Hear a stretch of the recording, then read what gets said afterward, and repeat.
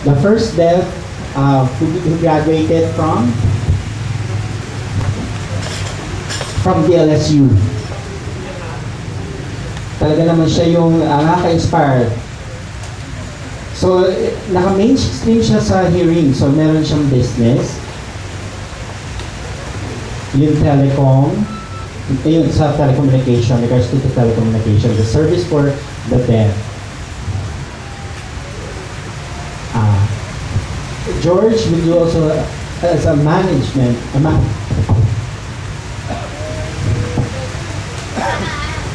he is a manager.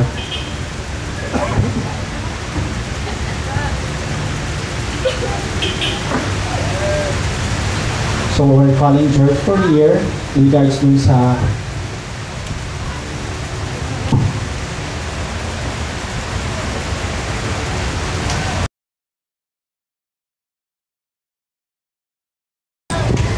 Hello. I want to announce, I want to say thank you to everybody for giving me this opportunity para mag-discuss tungkol sa, it's better I stand here. Nakikita niyo ba ako? Is it clear? Okay. I'd like to thank everybody who worked hard for this event. Plus, all the deaf people that came, especially, special thanks to our guest, Congressman Maggie, Liza, and everybody who's here, who showed up to support this event. Thank you very much. Okay, I came here for what?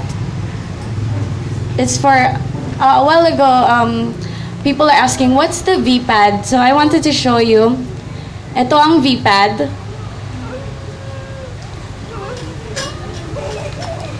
It's a video phone. Okay, tingnan muna natin siya, pero hold muna yung, it's a video, what is video relay? So, para saan yan?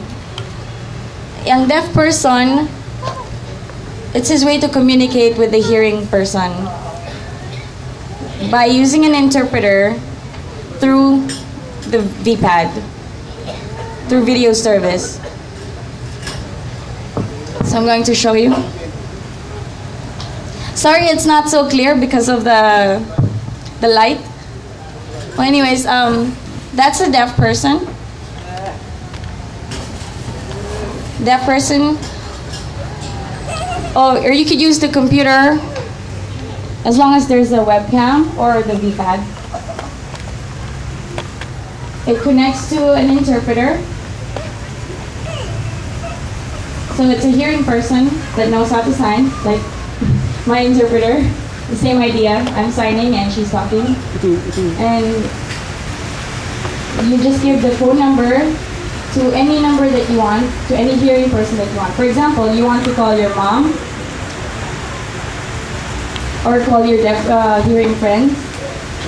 You use the interpreter by calling through the video relay service.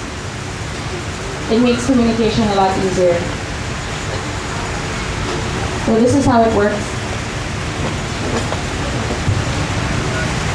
Sorry, it's not so clear.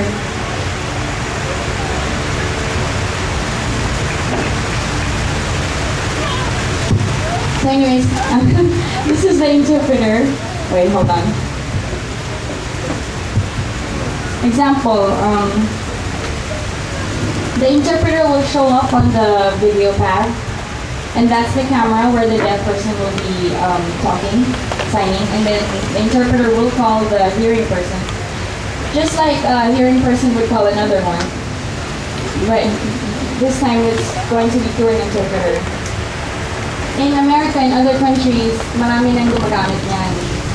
Pero dito sa Philippines, wala pa rin. So why did I think of setting it up here? Because I want to explain to all of you how we came to this. I have a company, my business, but we have clients from the US. So we have an office in Makati, and we're hiring all different hearing people, teaching them how to interpret for American, for ASL. for American clients that are in need of video relay services. For example, for classes, there's no interpreter for the deaf person. So, and then the hearing person is the teacher. So the student wouldn't know what the teacher is talking about. So with the VPAD, nakakonect siya sa Philippines, and then deaf na may interpreter na nagsasign para doon sa deaf person. And then for 2 years, na-observe ko yung mga Americans, ang daming opportunity na may para sa communication. I want to open it here in the Philippines. So ngayon, nag-open ako ng organization. It's called TSND, Telecommunication Service Network for the Deaf. I'm very excited to contact all these people in office, and I wanted them to be aware. And finally, Congresswoman Bernadette Herrera D. She has a party list. It's called Bagong Generation. Bagong Generation. The same idea with Sir Maki. She sponsored our workshop for training FSL kasi hindi namin ginagamit dito ang ASL. So, mag-focus tayo sa FSL. And finally, tapos na yung workshop, patapos na next week. 2 months ago, and it's almost done. Maybe September 30 tapos na. And then Congresswoman D will be starting the phase 2 sa QC. Sa City Hall, Quezon City Hall, kung saan si Mayor Herbert Bautista ang office niya. And we're going to set up a call center booth over there. Maybe next month or in a couple of months, nandiyan na. And para sa inyong, lahat ng mga schools na sa Batino, dito sa QC or Quezon City High na may mga deaf, we will have our VPAD installed there sa labas. For example, yung deaf student needs to call yung mama niya or papa niya, diretso na siya magkipag-communicate, hindi na siya mahirapan. So, it's a really big thing para sa communication rights sa mga deaf. Are you guys excited? Pero, bakit importante yung VRS? Video Relay Services. It's important. Bakit? Kasi it's bridge to communication. For example, yung deaf, tapos yung hearing, hindi marunong mag-sign, makakapag-communicate pa rin sila very well. Kagaya ng sabi ni Congressman kanina, sobrang laking bagay na ng FSL, very important. Kasi, tama, ang bata na deaf, may sarili siyang language na alam niya. I agree with that 100%. Kasi tama yun. For example, makikipag-communicate siya sa mom and dad niya, yung VRS, ganun din, support din siya para sa deaf. Kasi interpreter, para makapag-connect yung communication nila. You're very lucky to have Congressman here and lahat ng mga nagsusupport.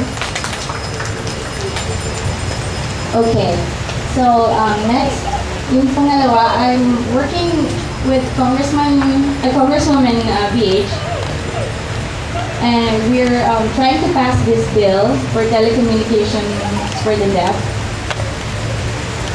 Iisip kung paano ba mababayaran yung interpreter, mahal kapag, syempre, hindi mo galing sa government, so paano yun? Or bibili ng VPAD, paano? So I noticed, or I've observed sa ibang countries and from the States, kahit yung mga countries na third world, like in India, Thailand, Malaysia, they're progressing on the VRS, and I want to know where the money is coming from, and it's not coming from the government. Hindi rin siya sa tax, no. And I want to know, I was wondering why. Tapos nag-pass sila ng law, nakita namin na nag-require sila ng subcharge. For example, merong bill holder ng PLDT or Globe or any telecommunication company na malaki. Sino merong Globe dito na cellphone?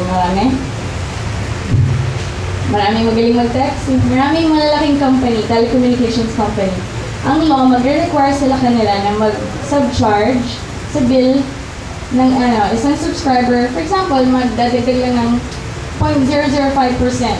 Peso, siguro 5 cents per bill. So, ilan ang subscriber? So, malaki pa rin yon. Million pa rin ang babalik doon. Kasi maraming gumagamit ng text, ng telecommunication service. So, ang fund na yon mapupunta sa pagbayad sa interpreter, pag-setup ng video pad. So, yun yung idea. Kasi gusto namin ipasa siya sa Congress. And hopefully, yung ibang mga congressmen and congresswomen may help kami kasi na-experience na namin sa ibang countries ang video relay service and we already know the system very well. The technology, education, everything, naka-ready na. So, in a month or two, hopefully, ma-pass yung bill or mas-set up na rin. At the same time, yung mga booth and yung mga call centers for video relay services. Ito yung pilot project, like a pilot test project to show the government.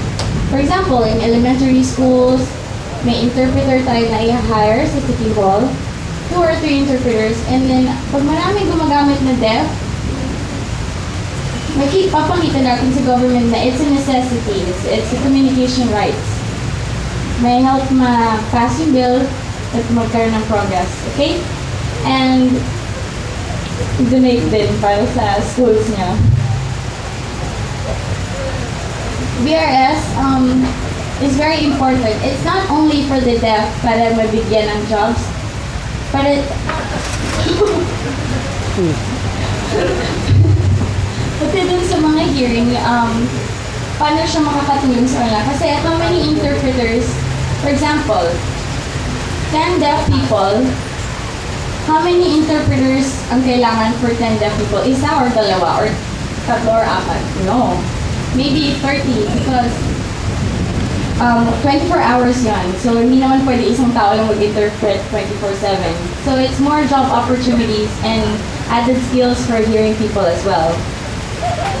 So, so marami ring jobs para sa deaf because magiging educated sila more on technology, mas magiging aware, pati sa handicap na magagaling marunong mag-sign, pwede silang mag-sign. Dito, it's very important because hiring job opportunities to, pareho rin sa mga hearing people, kagaya sa call centers, you know, a lot of people, hearing people are, they have call center jobs. Dito sa VRS, video relay, parang call center din with sign language. So, yung skills nila maaangat. Lahat tayo maraming hindi nakakaintindi kung how it works. So that's the reason why I want to go ahead and use my equipment and donate it to the schools. Our company is just giving it up for free, 4 or 5 schools or basta maraming deaf areas. So hopefully, mas maging aware mga tao and make it grow. Okay, thank you. So yung mga deaf, marami dito mabata pa. And maraming deaf, alam ko kayang gawin to magiging successful kayo. With you'll be all united. So huwag natin to ibaliwala because it's very important. I'm very sad because I see a lot of, voters, registered voters, a lot of deaf people don't vote. But in reality, ang daming deaf sa buong Pilipinas. Hindi tayo konti, sobrang dami natin. Maybe 1 to 3 million ang hindi alam bakit sila sa census. Nag-check sila sa NSO kung ilan ang deaf. 125,000 lang daw, pero mali yun. Wrong information. Sa totoo, milyon na mga deaf. Pati mga families nila, marami. So, I was wondering, it's important for us to register them to vote, and because it's a National Deaf Day, so you have the right and you have rights. Pareho rin, communication rights. Kailangan maging aware tayo to vote because if you don't vote, wala tayong rights. Parang hindi tayo aware. We have to be involved. So that's what I'm aiming for. Okay, thank you.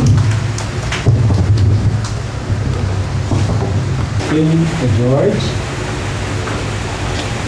Thank you.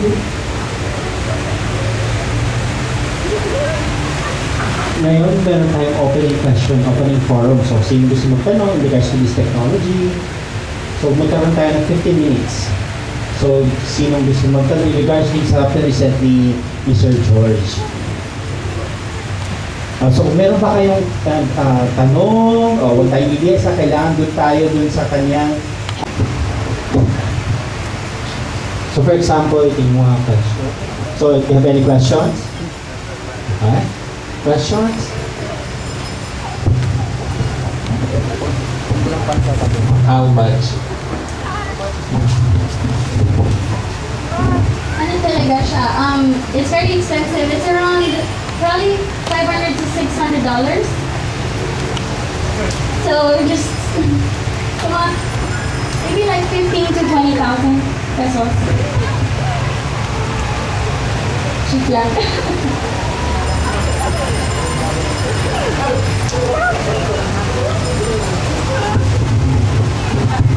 Okay, so for example, ito yung question. So salamat sa... So I would like to ask, regarding dito, kasi maraming dito na sa bahay, dahil sa kahirapan nga, hindi makakapunta na sila sa cafe. So paano yun? So yung regarding dito. So kaya maglalagay kami sa mga barangay ng free na booth or public schools, ilalagay dyan para i-share sa mga deaf na hindi makaka-afford ng internet. But that's a good question. Second, dinidiscuss namin sa Jollibee. Alam niyo yung Jollibee? McDo, ganun. Maglalagay ng D-pad doon sa cashier. Kapag ang deaf, mag-order siya ng food, pwede doon. So yun yung mga ibang ideas, different ways. If, sa Congress, pag na-pass yung bill, yung mga deaf, hindi tayo magpabayad. Free na to. Free na lahat.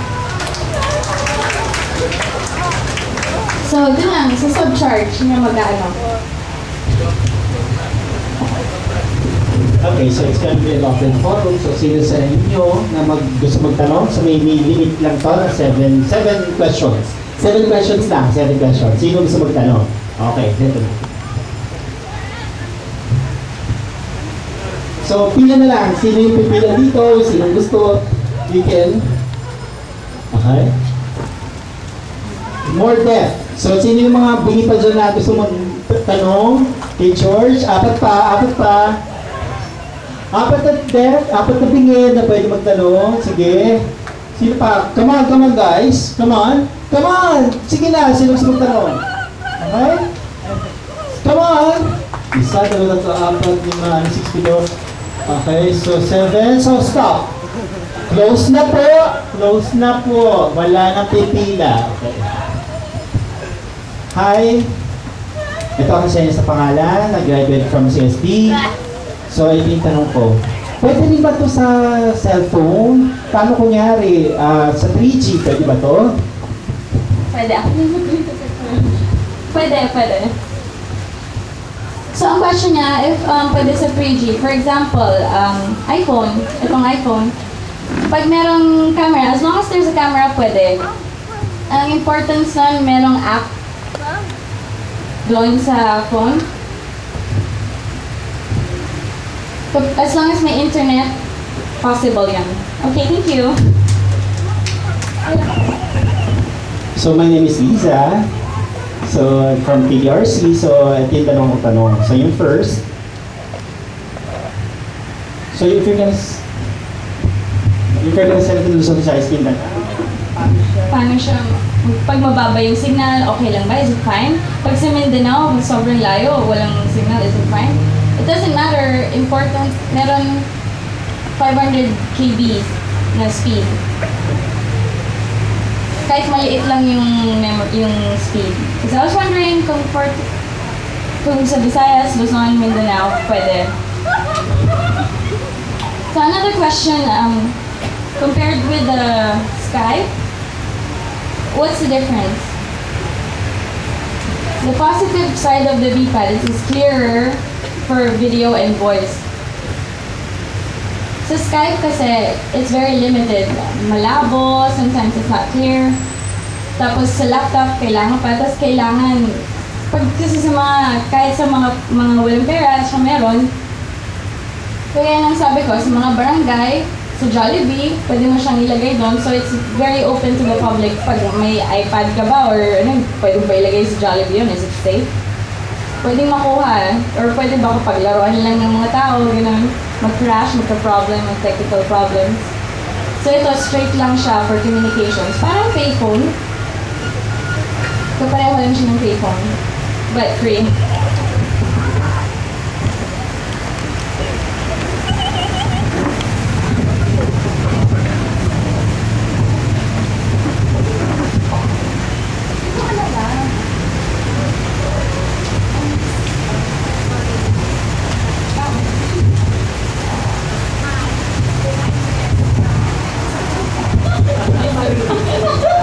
Sorry. Hi, I'm Tess from Rizal. Question ko is about, gusto kong mag-volunteer na matuto para sa aming municipality. Although na sinusuportahan kami ng aming mayor, kaya lang hindi sila masyadong aware tungkol sa pangangailangan ng ating debt. Pero sa ngayon, marami kaming debt na botante na. Tapos, sa ngayon, natuturo kasi ako sa public school as volunteer teacher for the deaf. Ang question ko is, paano ko ma-introduce sa aming municipality itong napakagandang idea na tsaka advocacy? Very simple. I will, matatapos na yung pilot project sa QC.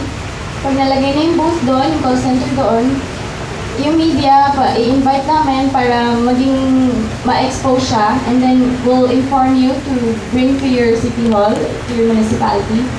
Pag nakita ng ano niyo yun, ng sponsor niyo yun, it's very hard to explain without showing it.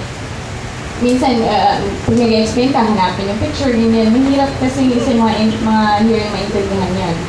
Like before, we were talking to Congresswoman D kasi first na-explain namin, ang hirap talagang i-explain. Hindi niya maintindihan. So what we did was we showed the demo, yung live interpreter, yung B-pad, tinawagan namin yung cellphone ni Congresswoman. Tapos ako nagkausap sa kanya, sobrang nagulat siya, naintindihan niya yung importance that it really works and it's like how it works. So, mas maintindihan nila kapag nag-demo. So, that's why kailangan yung awareness ma-expose yun. It's a very good opportunity sa city ninyo. Lahat ng mga hearing people at mga deaf maintindihan how it works.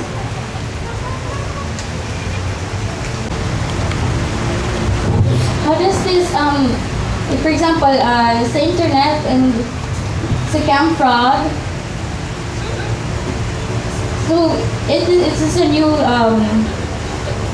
HBRS. Oh. So, maraming deaf na hindi marunong gumamit ng tubig sa Philippines. Okay, for example, the hovers, I know about that. It's American Video Relay Services. So, gamit ka ng computer, and then you can use the interpreter there. I just wanted to let you know, ngayon sa US, sa government, tinop na nila yung international call sa VRS.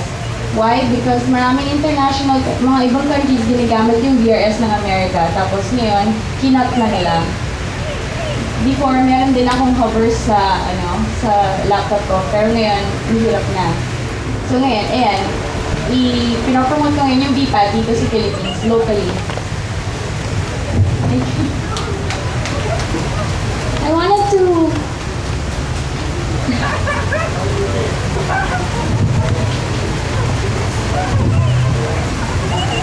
Okay, my name is Mariel De La Cruz from CSD. I wanted to... In 2014, kailan gusto maka-communicate ng maraming tao sa mundo, and when are we going to donate it in the school? Kasi mahal yan eh, 15,000. Paano sa amin? Kasi 2014 pa daw. nagpo-process pa rin. Di ba, expensive na yung D-pad, so pwede mag-find tayo ng way para makakuha kayo ng libreng D-pad for the school. As I was explaining a while ago, i-push natin yung government na huwag tayo maglalabas ng pera, huwag tayo maglalabas yung mga deaf ng pera for this. Pero mag-open daw in the future, 2014 pa raw, yung technology. Sa Philippines, sa mga colleges, sa mga communities, sa mga high school, or mga elementary, magagamit ng interpreter with a VPAD, mga Mac, IBM. Tapos pwede siyang gumamit sa Mac, pwede sa internet, pwede makakonect sa computer. Okay, last question. I wanted to know kung paano ginawa yan, saan gawa, paano yan? Gawa ito sa Korea. But really, the VPAD itself is, the design is from America. The person is Jason Ye. He's a deaf person who invented the design and then sent it to Korea. Tapos yung hearing company gumawa ng device. If, for example, nasira, pwede ipa-repair? Pwede. Merong exchange. Kapag nasira, papalitan lang ng bago. Babayad ba or wala? Kung kaya mo, pwede.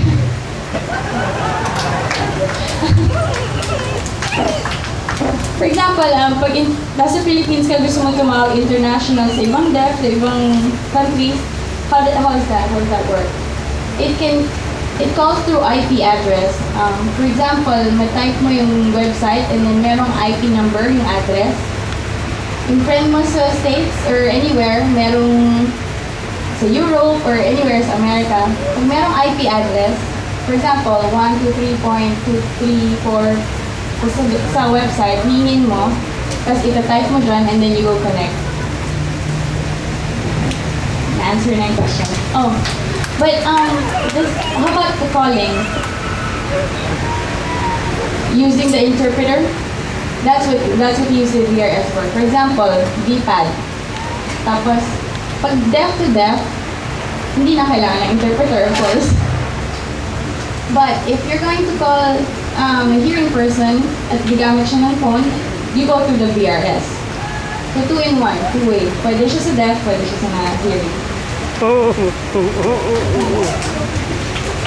Okay, how about iPad? Pwedeng makakonect siya with the VRS. For example, Filipino na deaf makikipag-communicate sa ibang countries. Same lang, the same idea that I explained a while ago. Yung iPad, merong camera, ilagay mo lang yung application, and magkoconnect na yan. Ilagay mo lang yung IP address and it works. Wala pong signs na. Tapos yung nakaintindi ng signs, magsasalita para dun sa deaf and blind person. Meron din gano'n. So, yeah.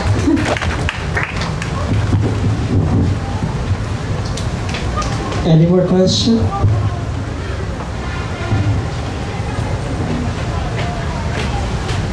Okay, thank you very much.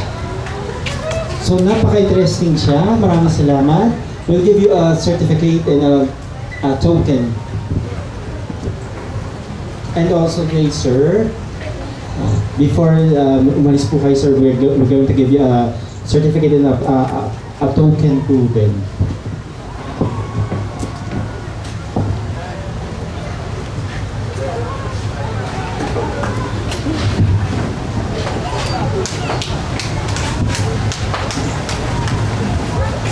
Okay, thank you po, Honorable Congressman. Salamat sa napaka-pangkon regarding po sa sinabi niyo po at kay George. Okay, let's give them a round of applause.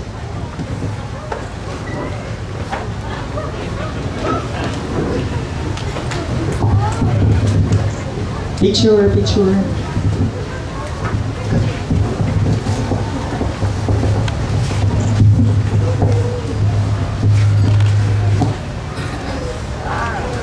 Wonderful! Wow! So they have to leave kasi. So, still are